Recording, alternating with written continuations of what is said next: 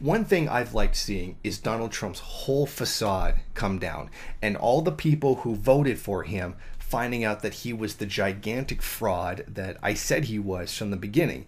Oh, he's not a Washington insider, he's not owned by the banks, and he totally is. And all of the stuff that he said he was going to do have turned out to be completely false. Now, it gets even worse. One of the big scary images and usually pseudo-Jewish conspiracy piece that people use is George Soros and how he secretly controls everything and funds opposition, when really all he's really doing is funding things that are in his interests, like how he has funded supporting the Nazis in Ukraine and how he has supported anti-communist groups, particularly in Eastern Europe.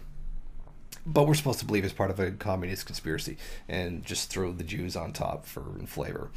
Now, U.S. President Donald Trump's senior advisor, Jared Kushner, has undisclosed business ties to Goldman Sachs, as well as billionaires George Soros and Peter Thiel. Now, this is according to people who are familiar with the matter and security filings. The business relationships with these major players are in the financial and technology works. They're reportedly through a real estate tech startup company called Cadre that is co-founded and partially owned by Kushner. Soros and Thiel, along with Goldman Sachs Group, also own stakes in the enterprise. The head office of the new firm is located in the Manhattan building owned by the Kushner family's company, according to people close to Cadre. The stake in the startup is one of the numerous interests as well as ties to big financial institutions, which were not identified in Kushner's government financial disclosure form, according to the Wall Street Journal review of securities and other filings. Other assets reportedly include loans totaling at least $1 billion from more than 20 lenders to properties and companies part owned by Kushner, the paper reported. So now we see another person inside of Donald Trump's administration, a part of his inner circle that is completely connected to the banks, is in debt to the big banks, while all this time claiming that he was not one of them.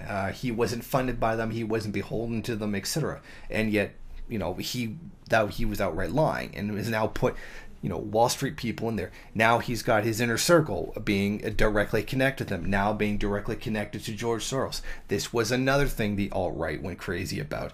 Oh, he's not owned by George Soros because he's a billionaire on his own, supposedly. So therefore he can't be owned by other interests or connected to other interests. Yet here we see very clearly that they are. So if we were to follow their own logic, we would assume that Trump is now a globalist, even though he's now just admitted that he's a globalist. And that he's part of the same old stale conservative order that has run things as far back as George H.W. Bush.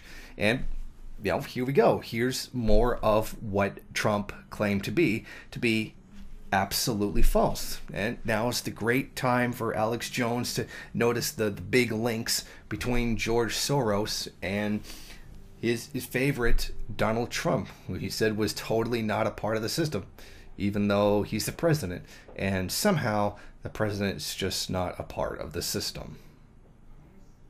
Thank you for watching. If you like this program, then please head over to my Patreon page and set up a monthly donation. It's your donations that keep this program running.